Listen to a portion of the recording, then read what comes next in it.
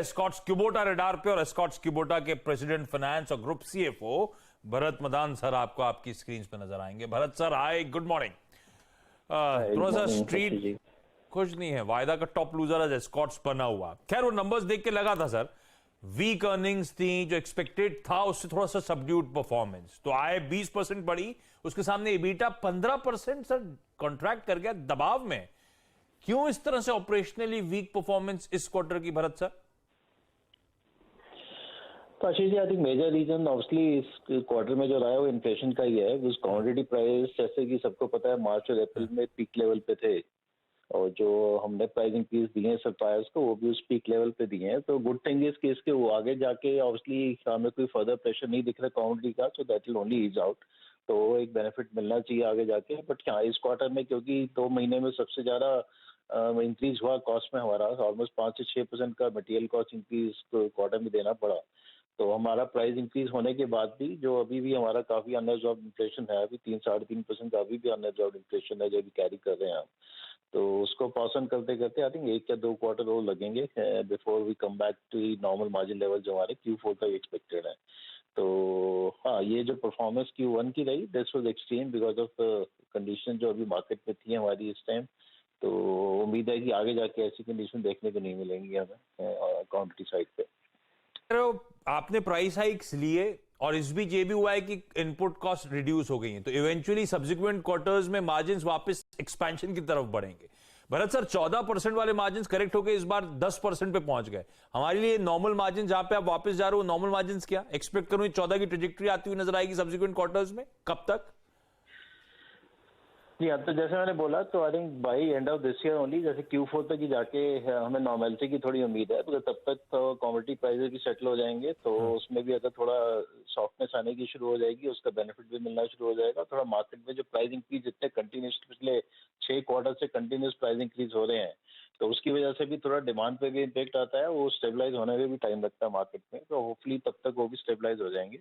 तो इसलिए हमें उम्मीद है Q4 तक हमारा नॉर्मल मार्जिन लेवल्स पे आ जाना चाहिए। आगे 2 क्वार्टर डेफिनेटली थोड़ा प्रेशर रह सकता है कंपेयर टू आई थिंक जो अभी तक हमने देखे थे पिछले साल के margin.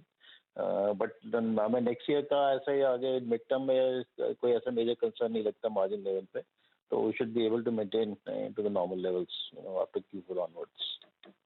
Okay okay okay, Q4 तक अगर आप देखें जो मार्जिन्स की जो ट्रेजेक्ट्री है वो कंफर्टेबल, और आई थिंक जो प्रीवियस कंफर्टेबल जोन है उसमें फिर आ जाएगी, ये बोलते हुए मदान साहब। सर, थोड़ा सा डिविजन्स की बात करते हैं। I mean agri machinery, tractor, साथ ही साथ कंस्ट्रक्शन, मटेरियल हैंडलिंग, रेलवेज, सभी सेगमेंट्स में कैसी ग्रोथ रही? और एक और चीज़ सर, स्पेशली रूरल डिमांड पिछले 1-1.5 महीने में और कैसी नज़र आ रही है आपको? और यहाँ पे थोड़े से इम्प्रूवमेंट के संकेत मिल रहे हैं या फिर अभी भी थोड़े से, अगर आप देखें, जो नरमी है वो कायम है?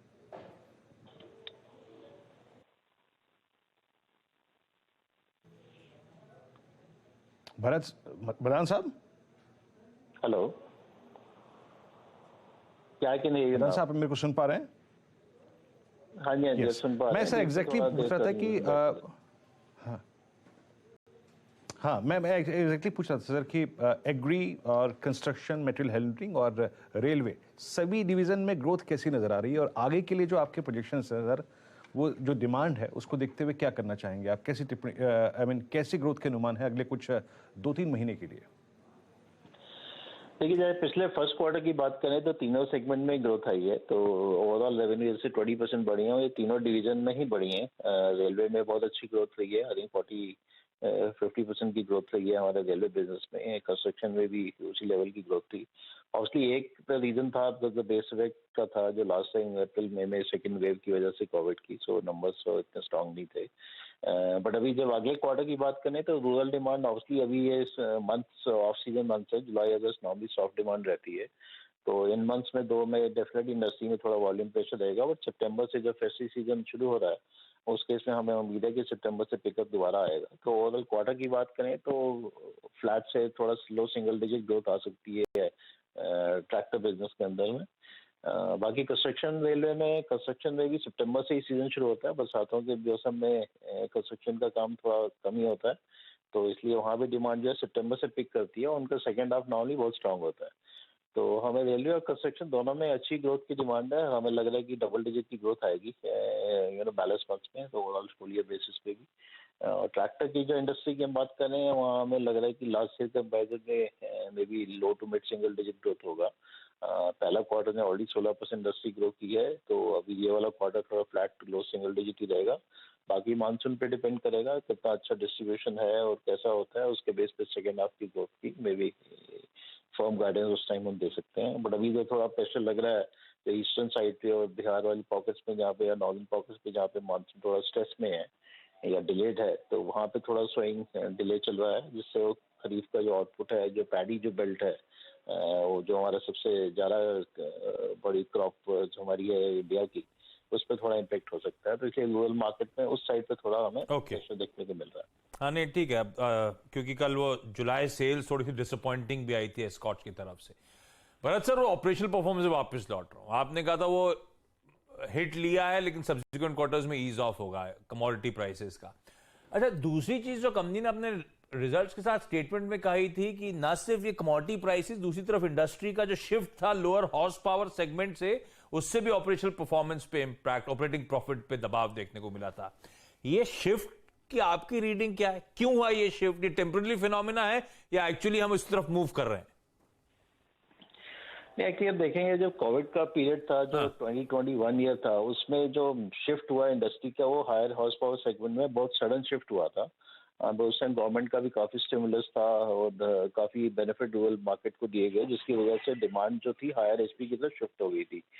तो अभी जो हम देख रहे हैं कि वापस डिमांड वापस लोअर एचपी की तरफ शिफ्ट हो रही है, तो उसका एक रीजन इन्फ्लेशन भी है। जो जब आपका प्राइस बहुत ज्यादा मार्केट में बढ़ते हैं तो नॉर्मली डिमांड भी थोड़ा लो सेगमेंट की तरफ जाती है, जो मास मार्केट डिमांड है। तो इसलिए उसकी वजह से भी ये 1-1.5% इंडस्ट्री शिफ्ट हुई है इस क्वार्टर में कंपेयर टू Q4। और हमें लगता है कि आगे भी, बिकॉज अभी इन्फ्लेशन कंटिन्यू हो रहा है, तो अभी जो उसका प्राइस इंक्रीजेस हो रहे हैं मार्केट में, इस क्वार्टर में भी हमने प्राइस इंक्रीज दिया, तो आई थिंक ये शिफ्ट जो है आई थिंक अभी कंटिन्यू रहेगा। तो इसलिए मिक्स पे थोड़ा दबाव रह सकता है इस साल में, इससे प्रीवियस इन्फ्लेशन स्टेबलाइज नहीं होता। अच्छा भरत सर, मेरी तरफ से आखिरी उसके बाद वीरू पूछेंगे आपसे।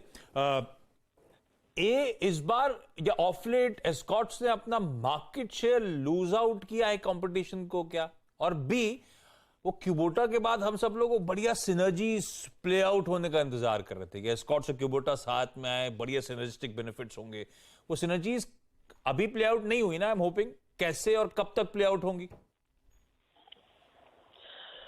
जी हाँ, तो अभी जैसे आपने बोला मार्केट शेयर की जैसे बात करें, तो यस, इस क्वार्टर में हमारा मार्केट शेयर डेफिनेटली थोड़ा लूज हुआ है, स्पेशली स्ट्रॉन्गर मार्केट्स में। उसका कुछ रीजंस हैं हमारे, जिसके ऊपर हमने अभी करेक्टिव एक्शन लिए हैं। कुछ चैनल से रिलेटेड है, कुछ प्रोडक्ट से रिलेटेड है, कुछ प्राइसिंग रैशनलाइजेशन से रिलेटेड है उन पॉकेट्स में, बिकॉज ये काफी प्राइस सेंसिटिव मार्केट है नॉर्थ की, जहाँ पे हमारा ये मार्केट शेयर का इम्पैक्ट हुआ है। बस जैसे हमने बोला कि पिछले 5-6 प्राइस इंक्रीज हो चुके हैं, तो डेफिनेटली इन मार्केट्स में उसकी वजह से डिमांड का इम्पैक्ट पड़ा है, उसमें थोड़ा हमारा मार्केट शेयर दबाव में आया है। तो ये सब, ये प्राइसिंग करेक्शन जो भी है, हमारे एक्शन वगैरह इन मार्केट्स के भी हमने लिए हैं पिछले 2 हफ्ते के अंदर में, और हम उम्मीद है कि सितंबर ऑनवर्ड जो मेन फेस्टिव सीजन अभी शुरू होगा, उसमें हम हमारा मार्केट शेयर वापस नॉर्मल लेवल पे आ जाएगा। जहाँ तक कुबोटा की सिनर्जी की बात करें, तो अभी इंटीग्रेशन प्रोसेस अभी शुरू होगा। तो अभी जैसे हमने बोला, जो लो हैंगिंग फ्रूट्स है, जैसे एक्सपोर्ट में आपने देखा हमारे नंबर बढ़ते बढ़िया नजर आ रहे हैं, तो उस पर भी कुबोटा ने ऑलरेडी जो एक्सपोर्ट शुरू हो चुका है हमारा उनकी मार्केट्स में, ऑलमोस्ट 20% से ऊपर जो एक्सपोर्ट्स है कुबोटा के नेटवर्क में हम जा रहा है हमारा इंडिया से बाहर, और ये नंबर इंप्रूव हो रहे हैं हर हर क्वार्टर के साथ में। तो अभी इसके ऊपर जो लो हैंगिंग फ्रूट है, डेफिनेटली उनकी सिनर्जी जो पहले आएगी, जो हमें ऑलरेडी देखने को मिल रही है। जब डोमेस्टिक मार्केट का जहाँ तक सवाल है, वो आई थिंक अभी थोड़ा टाइम लगेगा। तो मे बी 6-8 महीने में जब एक बार हमारा जेवीज का मर्जर भी हो जाएगा, सिंगल कंपनी की तरह हम ऑपरेट करेंगे, उस टाइम वो सिनर्जी ज्यादा प्ले करेंगी। तो मे बी नेक्स्ट ईयर आपको बेनिफिट देखने को ज्यादा मिलेंगे compare to this year. Okay Bharat sir, thank you so much बातचीत करने के लिए। स्टॉक थोड़ा सा दबाव में आज इन कमजोर अर्निंग्स के चलते, तो कुछ कंसर्न्स, लेकिन मैनेजमेंट भरत साहब कॉन्फिडेंट सब्सिक्वेंट क्वार्टर्स में हालात वापस पटरी पे आएंगे, चाहे वो मार्केट शेयर लूज आउट करने के फ्रंट पे हो या मार्जिन्स के कॉन्ट्रैक्शन के फ्रंट पे हो।